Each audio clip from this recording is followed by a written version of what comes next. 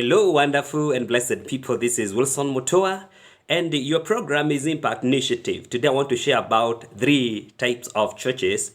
I'm basing my teachings on Ruth in the book of Ruth. Now, we see Naomi and her 2 daughters of in-law. A time came when they started to return back to the land of Judah, of the Bethlehem of Judah, when they heard that the Lord had visited that land, because they had moved there 10 years earlier with her husband.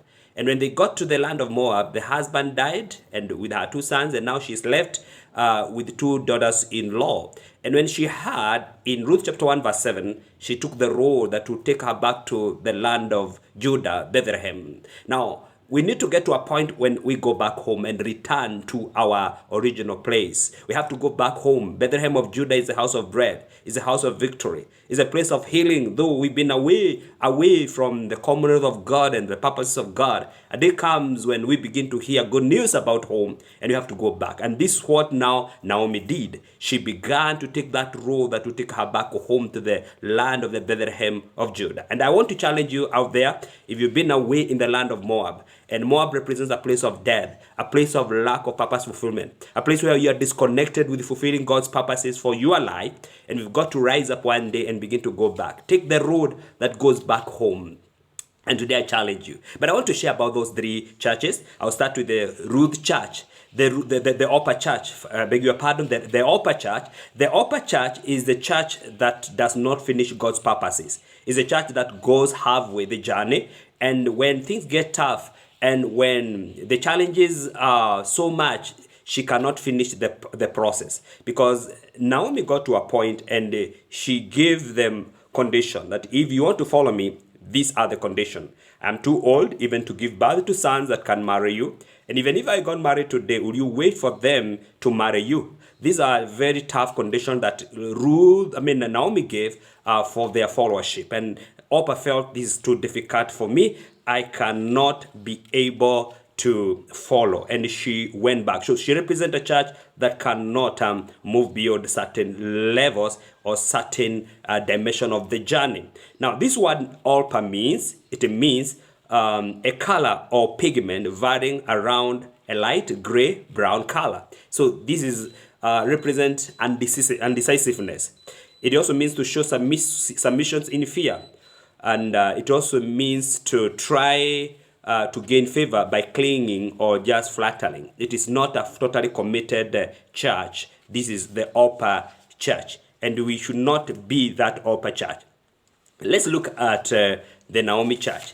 The Naomi church represents the old prophet. In fact, the name Naomi means my delight.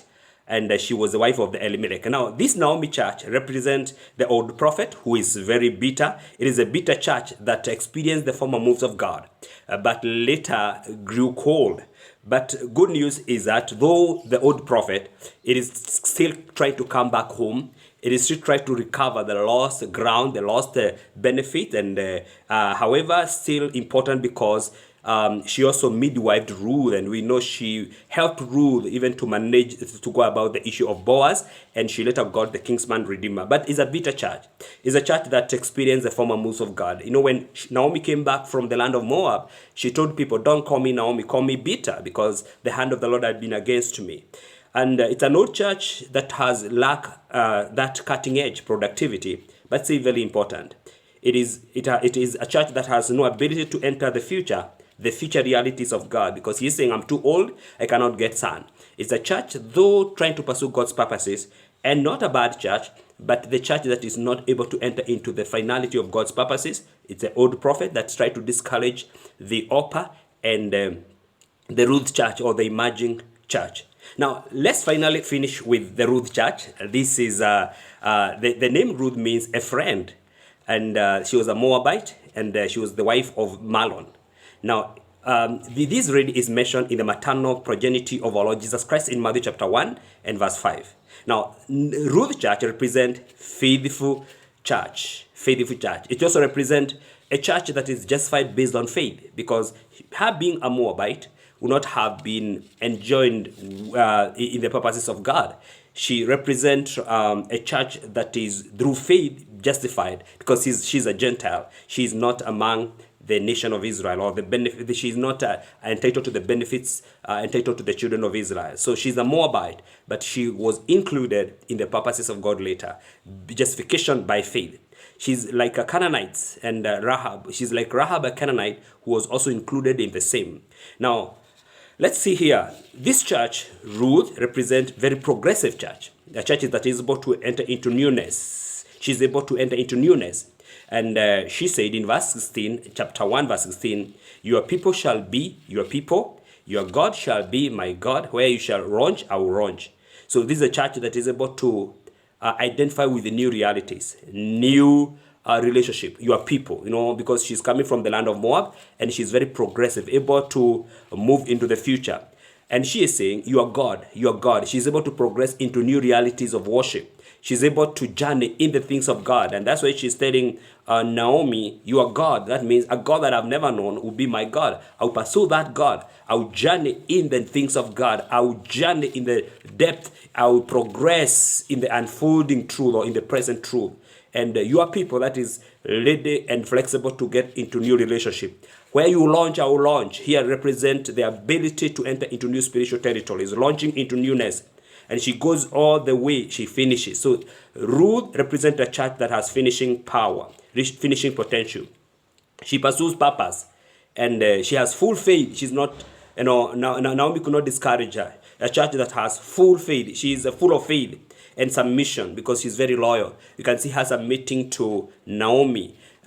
She is very submissive. She's heeding to all the instructions. And Ruth represents a friend, trust, and covenant, as her name represents. To represent a church that is based on covenant and trustworthy and also a friendly church. It is a church that can pursue God's purposes to finality, not based on human comfort or convenience. Because when Naomi told her that even if I get married today, these sons cannot marry you, and I'm too old to even get married or even conceive, her pursuit was not based on what she could get. It was not based on whether she could get married or whatever. It was based on purpose. It was based on conviction that things are going to get better in the future. So it is not based on convenience. But for Orpah, she is basing her pursuit on convenience, what she can eventually get, and that's why she was not able to pursue until the end. These are the three churches, and I want to challenge you today to belong to Ruth Church. We can still move and become the Ruth Church, and if you are the Orpah Church, stop being the Orpah Church. You can see transition into becoming that progressive and purpose-filled life, a church that is full of purpose, a church that is progressing into deeper purposes of